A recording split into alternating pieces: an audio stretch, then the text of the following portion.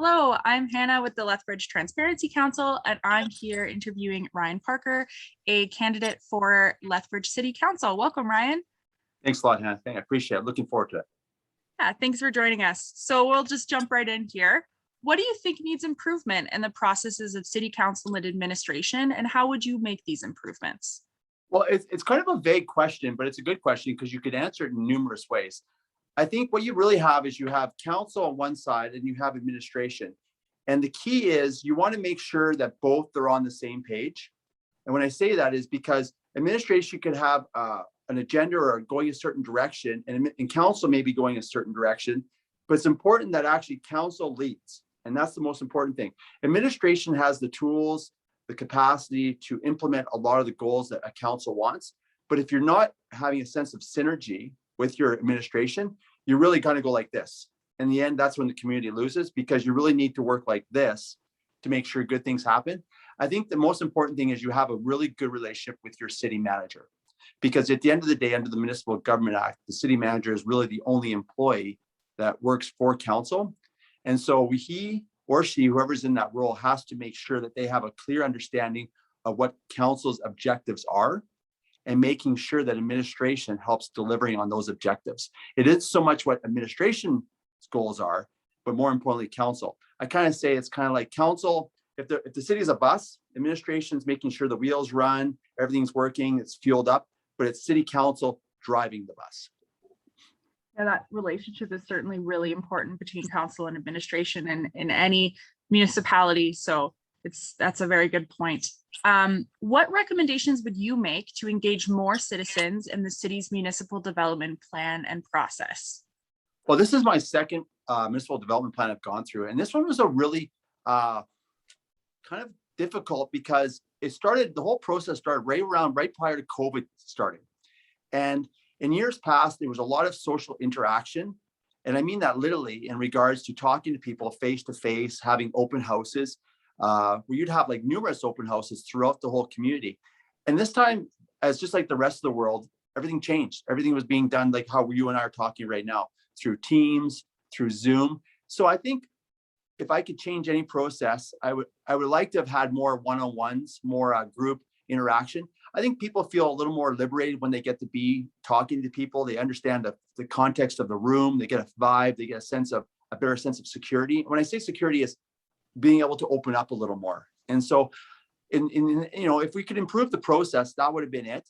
I think our administration tried to do the best job they could in getting consultation, getting people out.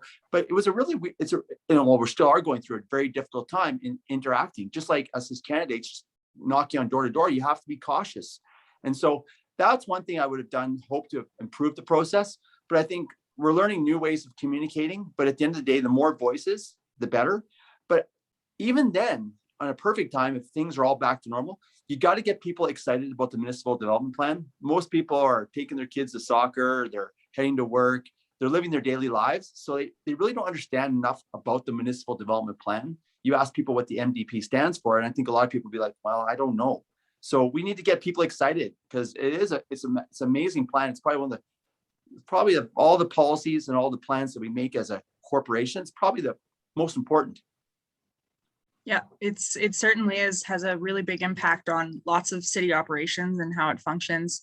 It's very true, and most people don't know it exists. So, and it's just not, and it's more than Hannah. It's more than just how the city, the operations as a corporation, but how we're going to allow other people to grow and prosper in the community, like families, businesses, institutions. So it's the map, it's the game plan of how you want your city to look, not only 5 years, but 50 years down the road.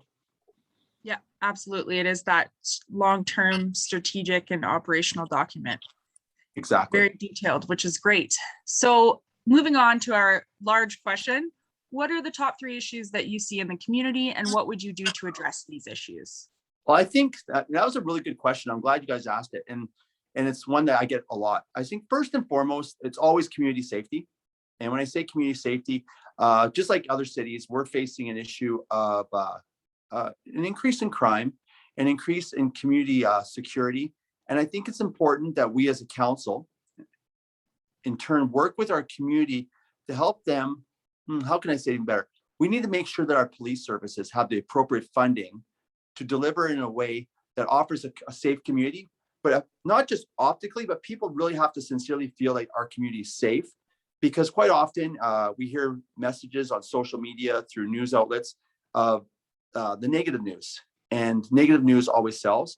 But I think there's a lot of good things that we do, but there's some things that we are weak on. And we just have to make sure that we morally stand behind our police service, but we also hold them accountable through the police commission. But we got to make sure that they have the funds in place. That's been the number one priority in our city since I was elected. It's always safety and security. And if you have those things, everything else prospers.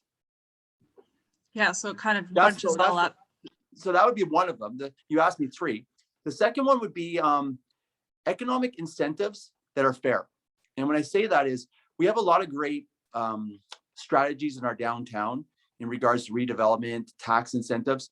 But I think it's to a disadvantage because I don't think the other businesses along 13th Street, on the north, in the industrial park, on our west side, who have businesses that have prospered, but have also at times struggled, they should be offered the same tax incentives. Because at the end of the day, the city really doesn't lose out. People invest in their businesses. They employ people to help reinvest their businesses. And we're not losing out on prior taxes. We may be putting a hold on future tax, the future growth that we would have got, but sooner or later we will get that after 5 or 6 years. But we have to treat all businesses fair. And I think in the community, some people feel that if they're not in the downtown, they're at a disadvantage. So I think we need to have policies that are broad-based right across the whole community. So that'd be my second priority. And third, I think we really need to make sure that we just put a hold on non-essential infrastructure growth in our community. When I say that, I mean is we need to take care of our necessities and make sure that our water treatment plant's working properly. We got to make sure our roads are properly maintained, our parks. Big time, we have to make sure, I learned that big time going to this summer, that our parks need to be reinvested in. But, you know, we built numerous projects. The ATV, we're now doing the exhibition center. We did major renovations, MMAX, to our other ice facilities. We're doing a great job with all that. But the pet projects in the community, I think we need to almost put a hold on it for a while. Give us an opportunity to catch our breath. An issue of inflation is coming down the pipe at us big time. So we have to be cautious. Now, at the same time, if the provincial or federal government come across and they say, you know, if you want to build this new center and we're going to be willing to give you 75 cents on the dollar, it would be incumbent upon us to look at that seriously. So make sure that we have these projects ready, shovel ready, but I'm not ready to pull the trigger on the local tax base because I think people just want us to take a breather. I kind of use the analogy as you have a nice house right now, take care of the shingles, take care of the grass. You don't need a triple garage if you have a single car. So no need to go build that triple garage. No need to get a bunch of new wants built because we've taken care of a lot of those over the last few years.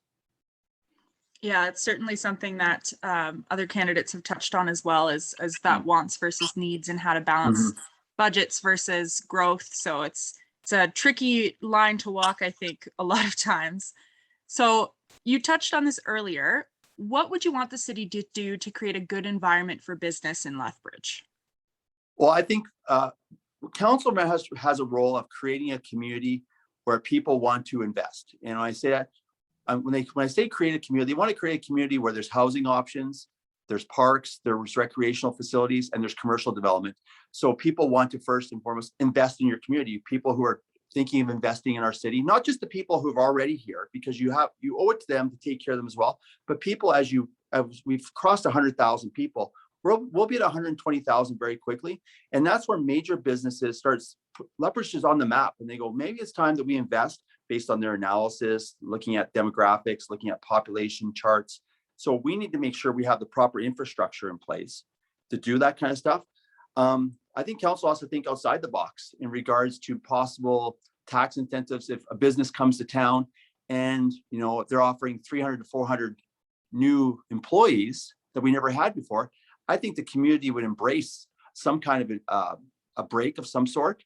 But I think we have to tread very lightly when you look at something like that, because you don't want to do it to a disadvantage to your existing business. So you're always trying to balance out what the community wants in regards to new economic development. And you want to offer incentives, but you got to make sure the incentives are fair right across the board for the businesses that have already invested in our community, as well as businesses coming in.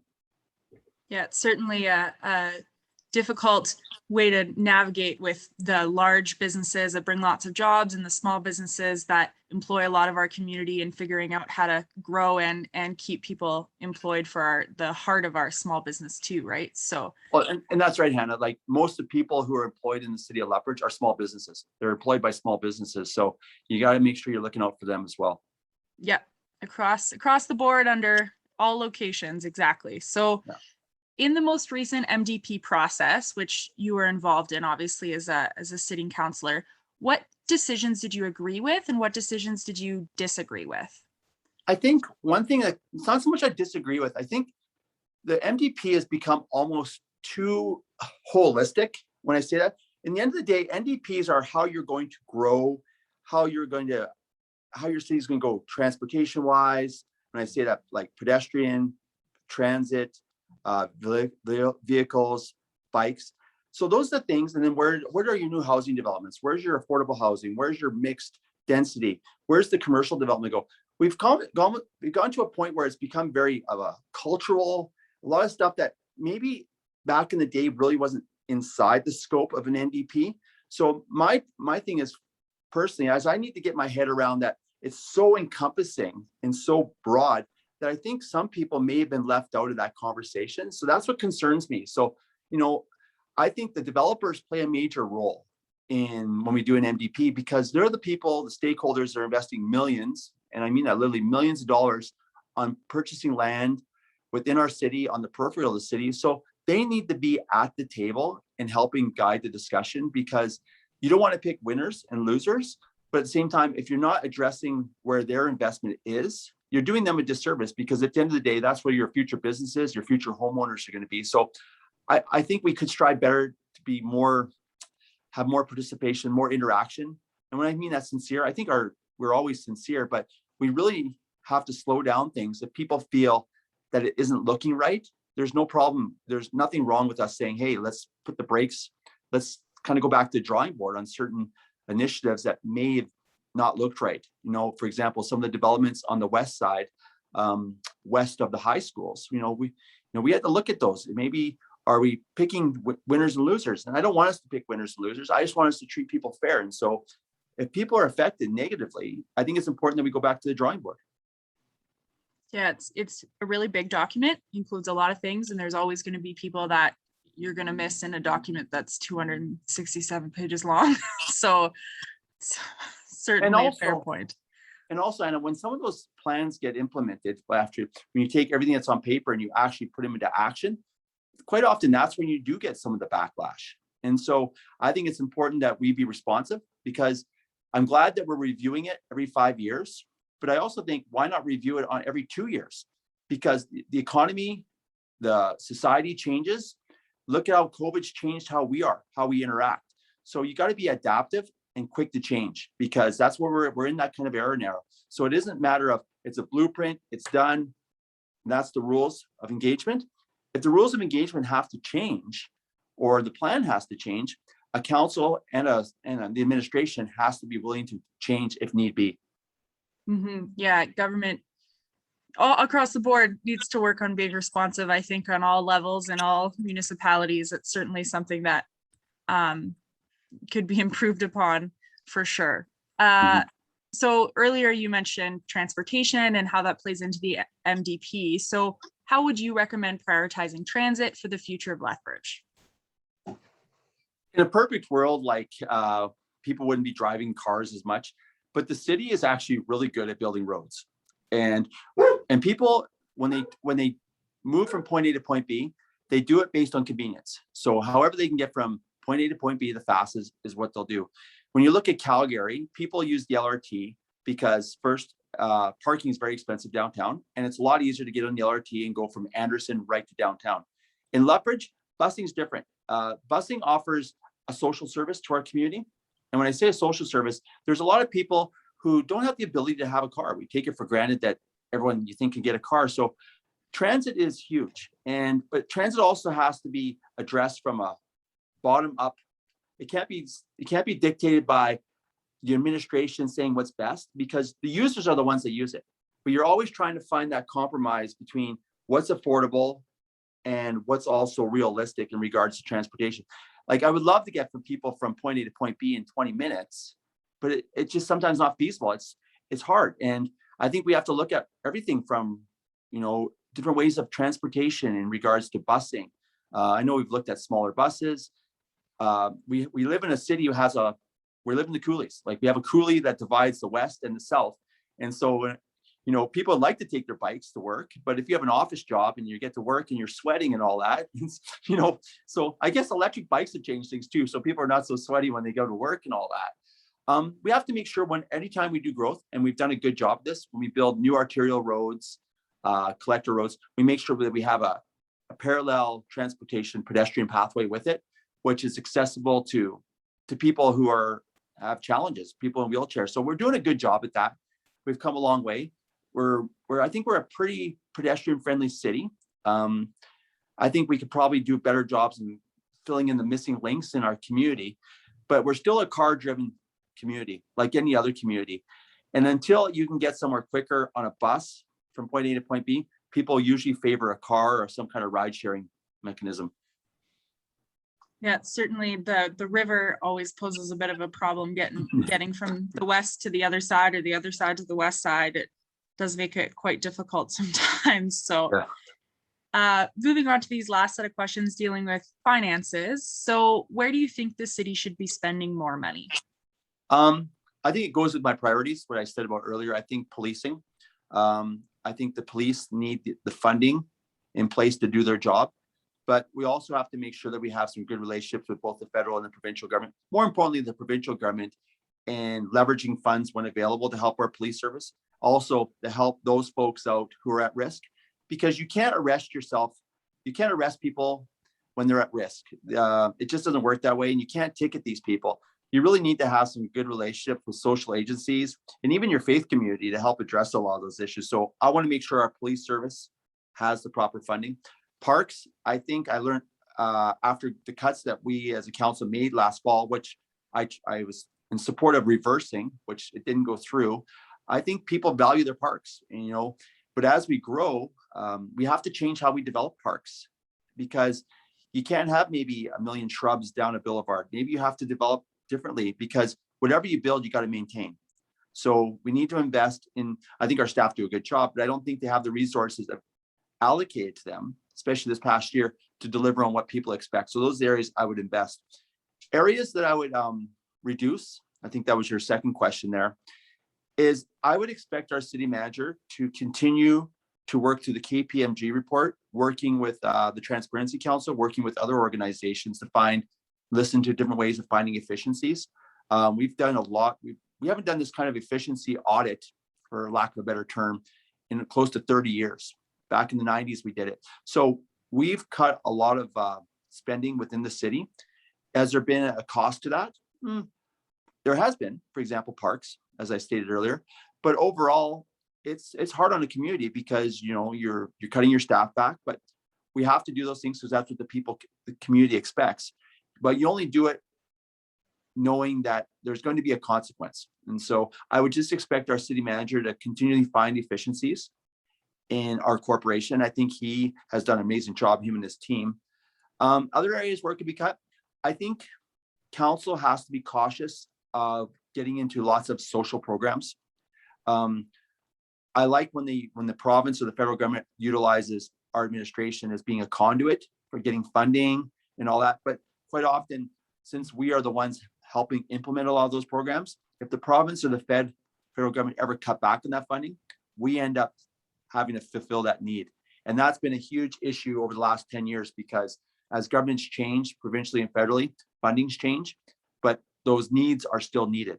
And if those people are not there, council, or rather the city as a corporation, has kind of been there to help out, but you can only do that for so long. So it's concerning, because you have to make sure we stay in our lane, and pools, ice rinks, transit, water treatment plants, all those kind of things are the mandate of a council.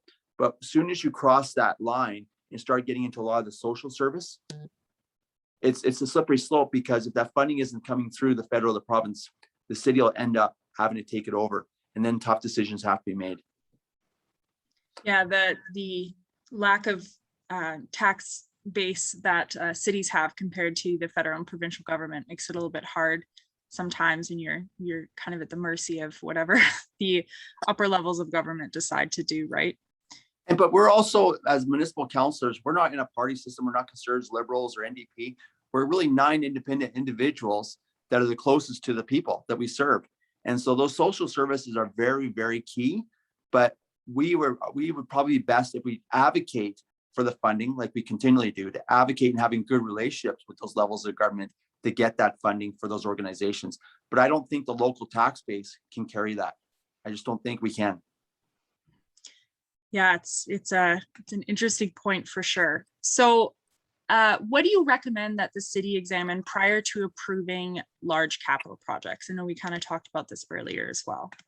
So the capital improvement program, it's a tough one because you have once again, you have a lot of organizations that would like to have their project built. Then you have administration that would want their projects built. That could be critical infrastructure. And then you have projects that council wants to do. So you have 3 projects: council, administration, and community, and you're trying to balance it all. Now, sometimes council's projects are in line with the community. Then you have administration has their projects. I think first and foremost, the critical infrastructure CIP projects, you have to do them. You really have no choice, but you want to make sure that you're doing it in a way that can be financed debt service wise and through your utilities as well as through your local tax base.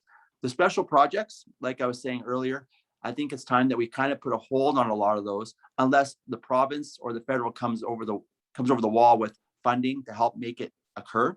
But it's also good that we have shovel-ready projects, just in case a special grant comes over the wall and they say, you know what, you have a project in your community that we can leverage 75 cents on the provincial or federal dollars. It's good to have that kind of stuff, but we can't match everyone's needs. Not everyone's needs, rather everyone's wants. So it's tough. And I think you need to have your CIP deliberations very close and in sync with your operating budget. I think there's too much of a gap in between them. And there's a consequence when you build something. You know, it's nice to build something, but there's an ongoing cost to operating it. So anytime you can have relationships with, for example, the college or university, when you build something, they oversee the operation of it. It's a win-win. I'd say the university stadium off University Drive is a perfect example of that. We partnered with the university as well as the province to build that, and the university operates it. There's no operating cost for the city of Lethbridge, which is great. They did it back in the early 80s with the Max Bell pool. So when you have that kind of partnerships and those kind of projects, it's a real win-win situation. But you have to be very careful when you build a project in our community, because there's an ongoing operating cost that's a line item within the budget in perpetuity. So you have to be cautious. Yeah, the balance between capital and operating budgets, I think, is something that a lot of municipalities are definitely struggling with right now. And it's great, you have all these capital improvements and then you have to maintain them and figure out how to pay for the maintaining this new multi-billion-dollar building. So certainly a struggle. So that kind of leads to this last question, which is talking about the CIP program and plan. So what kind of things of that were you in favor of, and what were you not as thrilled about? Well, I actually brought a resolution forward prior to us getting the CIP deliberations that we as a council, through being a finance committee, would not look at any non-essential projects in this budget cycle. And so that I pretty much put my values on the table right there when I said, and that resolution was defeated. It was defeated. I think it was 6-3. And I felt that if we gave the administration the mandate that we don't want to look at any projects in the next CIP that are non-essential, that we just work on the essential, it was defeated. So be it. That's democracy. I have to support the majority of council.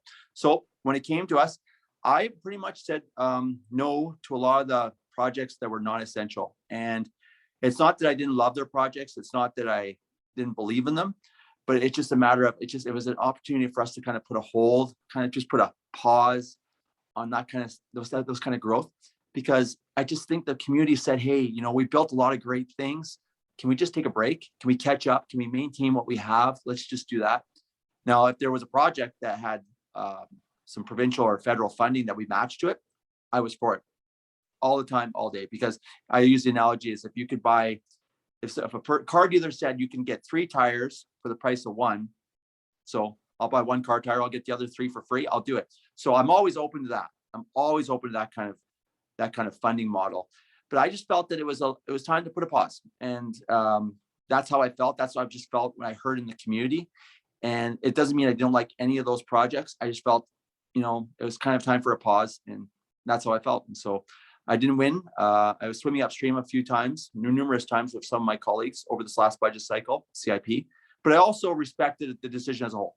And I can't sit there and drag my feet forever. I just have to bring my values to the table, and that's what happened. Yeah, that's really all you can ask for as a counselor too, is just have your voice heard and bring that. So yeah. Looks like I lost video here, but that's okay. I just think, there you go. Is that better? Oh, perfect. Yeah, my power just said low power, so I just pushed the button. So. Oh, perfect. Well, you're okay. Good news is that was the last question I have for you. So okay. Thank you for doing the interview. Is there anything you'd like to add or let people know how they get in touch with you? I just want to say thanks for you guys doing this, the Transparency Council and other organizations. COVID's weird, and we have to be cautious of people's safety. And so the days of going door to door and having the forums and shaking hands, well, they're over for right now. And so I just want to say thanks to you folks. I just hope people get engaged. I hope people watch the videos. They learn a lot about each and every one of the candidates, and just get out and vote on October 18th. Yeah, COVID has certainly changed the way that we have to operate. And I mean, I would love to meet everybody in person, and I'm sure lots of people would too, but right now it's just not really a reality, and we want to be cautious of that too. So get out and vote. They're doing drive-in voting this year too as well for advanced polls, so make sure to check that out. Thank you so much, Ryan. I really appreciate you taking the time. Thanks, Hannah, and have a great weekend as well. You too. Thanks.